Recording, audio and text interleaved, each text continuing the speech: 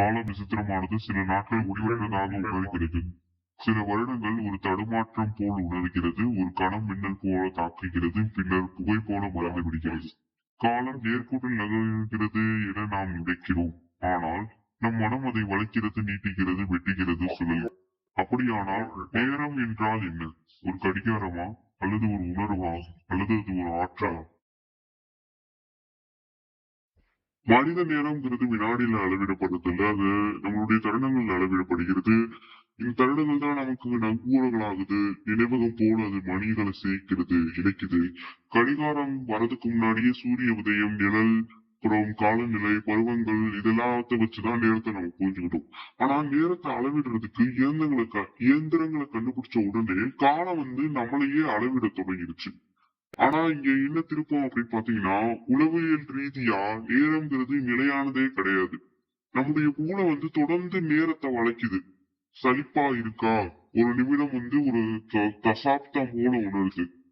கவனம் செலுத்தப்பட்டதா இருக்கீங்களா? ஒரு நேரம் ஆவியாகுது. அதிர்ச்சி நேரத்தை மெதுவாக்குது. மகிழ்ச்சி அதை வேகமா முன்னோக்கி அனுப்புது. ஆபத்தின் போது மூளை வினாடிக்கு அதிக பிரேம்களை பதிவு செய்யுது. நேரம் நமக்கு வெளியே இல்ல, அது நமக்குள்ளதான் நடக்குது. ஒவ்வொரு நபரும் வெவ்வேறு கால வரிசையில வாழ்ந்துகிட்டு இருக்காங்க. காலத்துடைய அறிவியல் அறிவியல் நேரத்தை மிக குறைந்த துல்லியத்தோட நடத்துது இயற்பியல். நேரம்ங்கிறது ஒரு பரிமாணம், உயரம் அல்லது அகலம் போன்ற விண்வெளி நேரத்தின் ஒரு பகுதி. ஒரு உலகளாவிய கடிகாரம் என்ற கருத்தை ஐன்ஸ்டீன் உடைத்தார். நீங்கள் வேகமா நகர்ந்தா நேரம் குறையுது. வலுவான ஈர்ப்பு விசைக்கு அருகிலுள்ள நேரம் நீண்டு உள்ளது. ஒரு கருந்துளையோட விளிம்புக்கு நேரம் நடைமுறையில நின்று விடுகிறது. எனவே வெவ்வேறு இடங்கள்ல உள்ள இரண்டு கடிகாரங்கள் ஒரே விகிதத்தில் ஓடாது, டிக் செய்யாது. இப்போது அப்படிங்கிறதே இந்த உலகளாவியல்ல இல்ல. உங்களுடைய நிகழ்காலம் வேறொருவருடைய நிகழ்காலம் சீரமைக்கப்படாமல் கூட போகலாம். இப்ப என்ட்ரோபி இதுக்குள்ள நுழையுது. எல்லாமே ஒழுங்கிலிருந்து ஒழுங்கின்மைக்கு நகரும் போக்கு. முட்டைகள் உடைகிறது, வெப்பம் பரவுது, நட்சத்திரம் எரியுது. என்ட்ரோபி காலத்துக்கு அது அம்புக்குறிய கொடுக்குது முன்னோக்கி. ஆனா குவாண்டம் உலகம் இந்த விதியை மதிக்கல. துகள்கள் சுற்றி தாவுது, கவனிக்கப்படும் வரை பல நிலைகள்ல இருக்கு. சில கோட்பாடுகள் நேரம் அடிப்படையா இருக்காதுன்னு சொல்றாங்க. துகள்களுக்கு இடையிலான உறவுகளுடைய பக்க விளைவு மட்டுமே தகவலுடைய துணை விளை பொருளா இருக்கு. மற்றவர்கள் தொகுதி பிரபஞ்சம்னு முன்மொழிகிறாங்க.